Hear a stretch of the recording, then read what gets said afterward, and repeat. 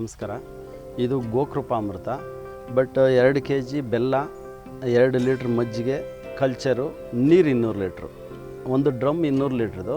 200 ಲೀಟ್ರಿಗೆ ನಾವು ಪ್ರತಿ ದಿವಸ ಬೆಳಗ್ಗೆ ಸಂಜೆ ತಿರುವು ಕೊಡ್ತೀವಿ. ಜೀವಾಣುಗಳು ಒಂದು 6 ದಿವಸ 7 ದಿವಸಕ್ಕೆ ರೆಡಿ ಆಗ್ತೈತಿ. ಇದನ್ನೇನು ಮಾಡ್ತೀವಿ ಅಂತಂದರೆ ಡ್ರಿಪ್ಪಿಗೇಷನ್ನಲ್ಲಿ ನಾವು ತೋಟಕ್ಕೆ ಬಿಡ್ತೀವಿ. ಬಟ್ ಡ್ರಿಪ್ನಲ್ಲಿ ಬಿಡ್ತೀವಿ, ಸ್ಪ್ರೇನೂ ಮಾಡ್ತೀವಿ. ಸ್ಪ್ರೇ ಮಾಡಿದ್ದು ಸಂಜೆ ಟೈಮ್ ಮಾಡಬೇಕು, ಬಿಸಿಲು ಟೈಮ್ನಲ್ಲಿ ಮಾಡೋಂಗಿಲ್ಲ. ಬಿಸಿಲು ಟೈಮ್ನಲ್ಲಿ ಯಾಕಂದರೆ ಜೀವಾಣುಗಳು ಸತ್ತೋಗ್ಬಿಡ್ತವೆ. ನೆರಳಿನಲ್ಲೇ ಇಡಬೇಕು. ಮರದ ಕೆಳಗಡೆ ನೆರಳಲ್ಲಿ ಇಟ್ಟಿದ್ದೀವಿ. ಮೇಲ್ಗಡೆ ಒಂದು ಬಟ್ಟೆ ಹಾಕ್ತೀವಿ. ಬೆಳಗ್ಗೆ ಸಂಜೆ 2 ಟೈಮು ತಿರುವು ಕೊಡ್ತೀವಿ. ಒಂದು 7 ರೌಂಡ್ ತಿರುವು ಕೊಡ್ತೀವಿ. ತಿರುವು ಕೊಟ್ಬಿಟ್ಟು ಆಮೇಲೆ ರೆಡಿ ಆಗ್ತೈತೆ. 6 ದಿವಸಕ್ಕೆ ಅದರಲ್ಲಿ ಗಮ್ಮನ ಸ್ಮೆಲ್ ಸ್ಟಾರ್ಟ್ ಆಗ್ತೈತಿ. ಸ್ಟಾರ್ಟ್ ಆದಮೇಲೆ ಇದನ್ನು ಡ್ರಿಪ್ಪಿಗೇಷನ್ನಲ್ಲಿ ಬಿಟ್ಬಿಡ್ತೀವಿ. ಬಟ್ ಈಜಿ ಕೆಲಸ ಇದು.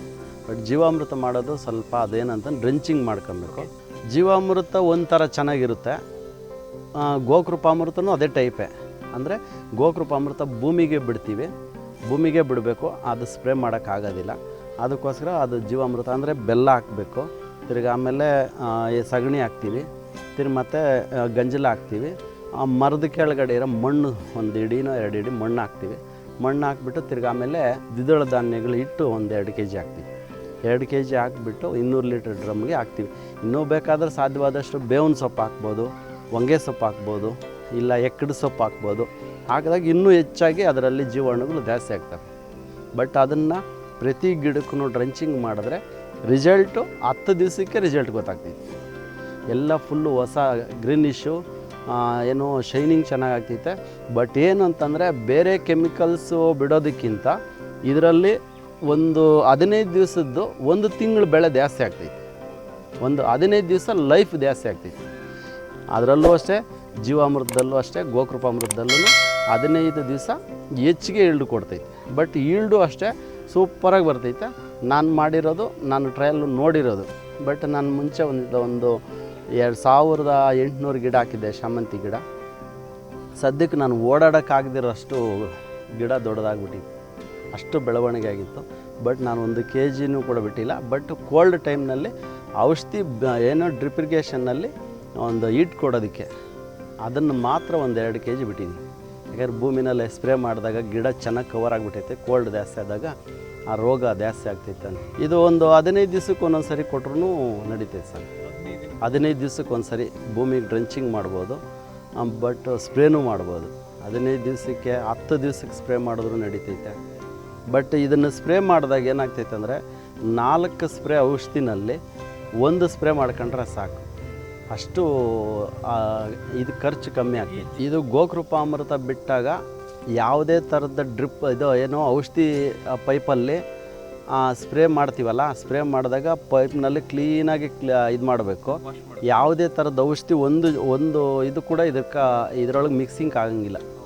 ಮಿಕ್ಸ್ ಆದರೆ ಇದರಲ್ಲಿ ಜೀವಾಣುಗಳು ಸತ್ತೋಗ್ತವೆ. ಜೀವಾಣುಗಳೇ ಸತ್ತುಬಿಡ್ತವೆ.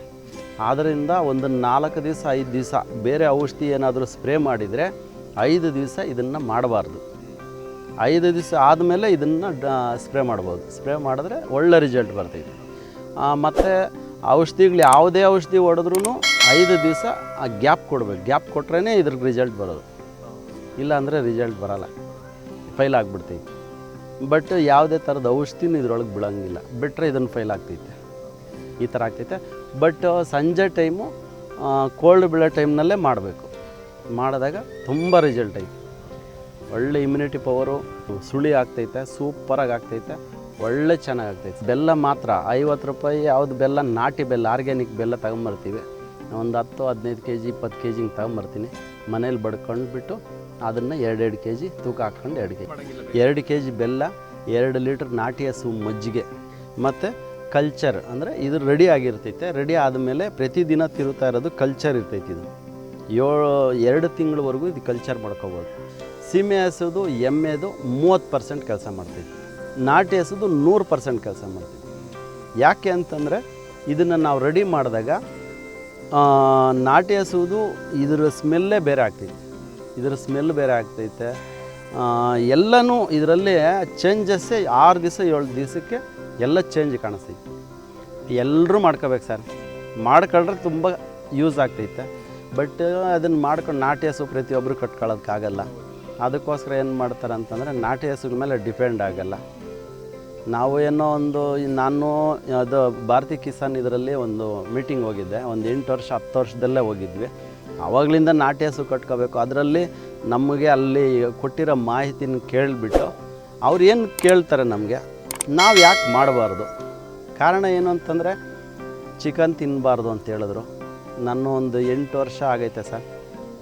ಎಲ್ಲನ ಬೇರೆ ಕಡೆ ಹೋದರೆ ಮಾತ್ರ ಅವರು ಹಿಂಸೆ ಕೊಟ್ಟಾಗ ಮಾತ್ರ ಚಿಕನ್ ತಿಂತೀನಿ, ಇಲ್ಲ ತಿನ್ನೋದಿಲ್ಲ. ನಾಟಿ ಕೋಳಿ ತಿಂತೀವಿ. ಈ ಚಿಕನ್ ಮಾತ್ರ ಹೆಚ್ಚಾಗಿ ಯೂಸ್ ಮಾಡಲ್ಲ. ಒಂದು 5 ವರ್ಷ ಆಗೈತೆ ಬೆಲ್ಲ ಯೂಸ್ ಮಾಡ್ತೀವಿ, ಸಕ್ಕರೆ ಯೂಸ್ ಮಾಡಲ್ಲ. ಮತ್ತು ತಿರ್ಗಾ ಮೈದಾ ಹೆಚ್ಚಾಗಿ ಯೂಸ್ ಮಾಡಬಾರ್ದು ಅಂತ ಹೇಳಿದ್ರು.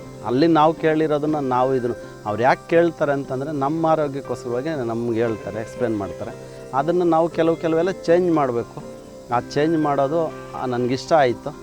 ಆವತ್ತು ನಾನು ಅಂದ್ಕೊಂಡೆ, ನಾನು ತಗೊಂಬಂದು ನಾಟಿ ಹಸು 5 ವರ್ಷ ಆಯಿತು. ಕರು ಎಲ್ಲ ಸೇರಿಬಿಟ್ಟು 5 ಐತೆ ಸರ್ ನಾಟಿನ. ನಮ್ಮ ಮಕ್ಕಳು ಪ್ರತಿದಿನ ನಾಟಿ ಹಸು ತುಪ್ಪ ತಿಂದರೆ ಹೆಲ್ತಿ ಆಟೋಮೆಟಿಕಾಗಿ ಚೇಂಜ್ ಆಗ್ತದೆ.